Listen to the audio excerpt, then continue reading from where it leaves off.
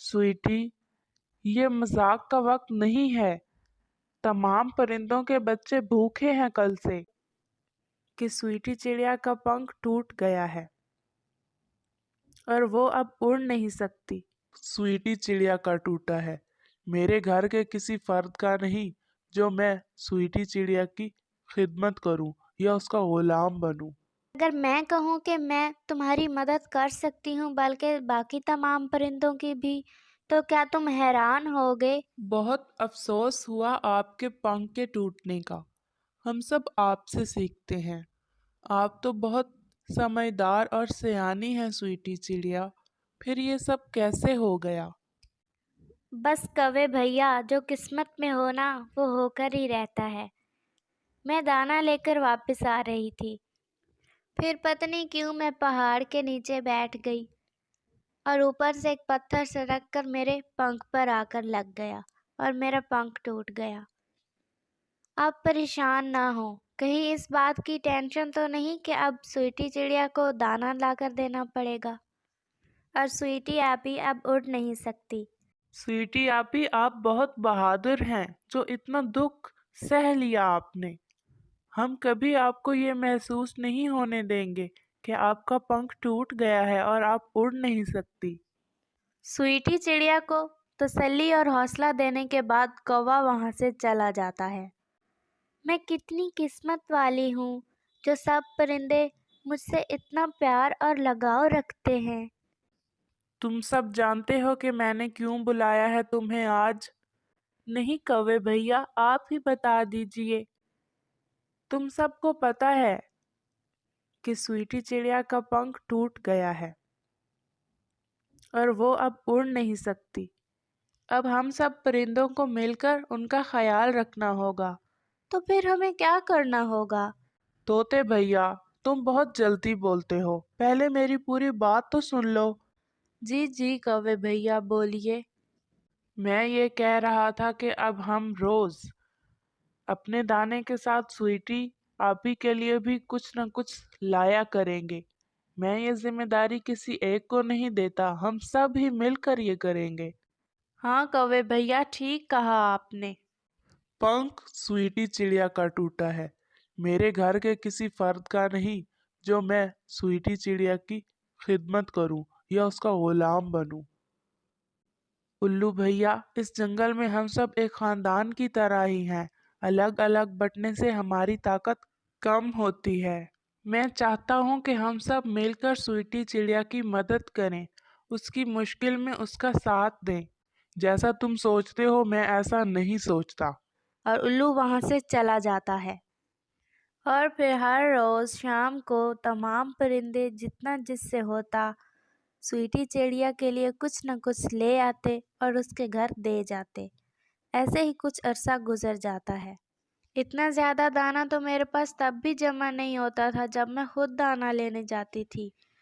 इतना ज़्यादा दाना क्यों ना मैं इसमें से जमा कर लूं। क्या पता कुछ दिनों तक सूखे का समा आ जाए और खाने को कुछ ना मिले और स्वीटी चिड़िया के पास जो भी इजाफी खाना होता वो जमा कर लेती।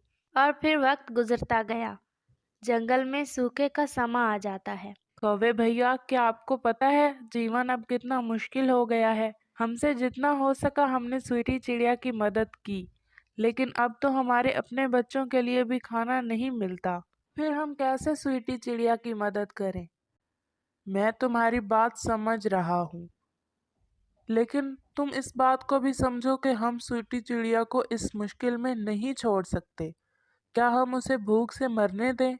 मैं तुम्हें या किसी भी और परिंदे को मजबूर नहीं करना चाहता, लेकिन मैं खुद अनाज का आखिरी दाना मिलने तक स्वीटी चिड़िया की मदद करूंगा।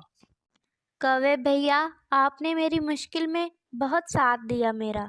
अगर आप और बाकी परिंदे मेरा साथ ना देते तो शायद मैं भूख से मर जाती। लेकिन कौवे भैया, 2-3 दिनों से दूसरे परिंदे नहीं आ रहे।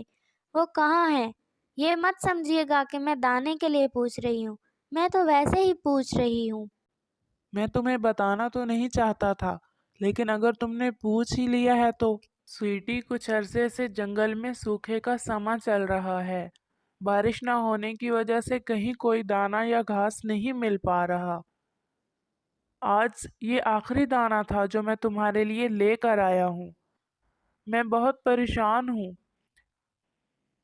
अब या तो हमें किसी दूसरे जंगल में परवाज़ करनी होगी, लेकिन मैं तुम्हारी वजह से बहुत परेशान हूँ। तुम कैसे उड़ पाओगी?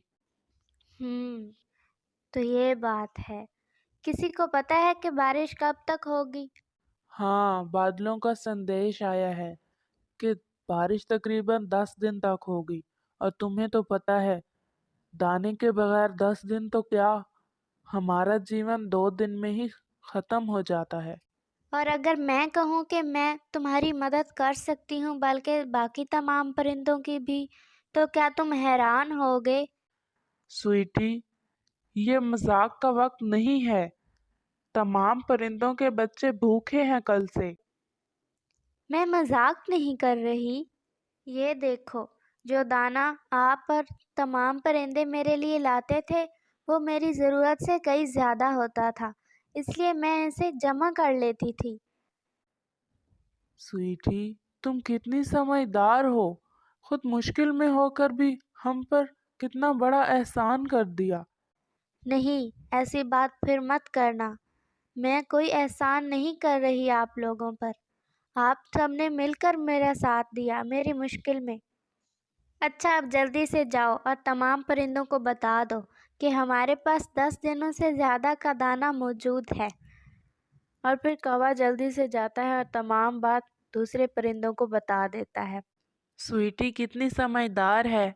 उसने इस सूखे के समय में हम पर कितना बड़ा एहसान किया। और फिर तमाम परिंदे स्वीटी के घर से दाना लाना शुरू कर देते हैं। कौवे भैया, 2-3 दिनों से उल्लू भैया नहीं आ रहे। हाँ, मैंने तो सोचा ही नहीं उसके बारे में। और तुम कितनी अच्छी हो, हर किसी के बारे में सोचती हो। आप अभी जाइए उसकी तरफ।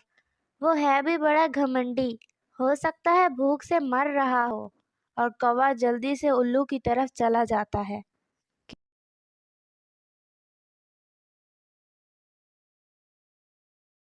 क्या हुआ उल्लू भैया, ऐसे क्या बैठे हो? क्या बताऊं, भूख से जान निकल रही है। मेरे खानदान का कोई परिंदा भी नहीं है इस जंगल में। अरे उल्लू भैया, हम सब एक ही खानदान हैं। याद है वो वक्त जब मैंने तुम्हें कहा था स्वीटी चिड़िया की मदद के लिए? हाँ हाँ, याद है। और अब इस वक्त स्वीटी चिड़िया ही हम सब की मदद कर रही है। वो कैसे? आओ मेरे साथ। और उल्लू कौवे के साथ चला जाता है।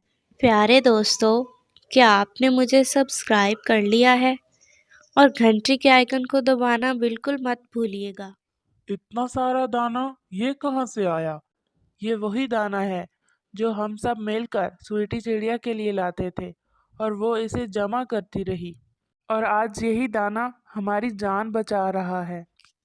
कौवे की बात सुनकर उल्लू बहुत शर्मिंदा होता है। उल्लू भैया, मैं ये तो नहीं जानती और ना ही जानना चाहती हूँ कि आप दाना क्यों नहीं लाते थे, लेकिन आपकी मदद करके मुझे खुशी होगी। और फिर 10 दिन गुजर जाते हैं।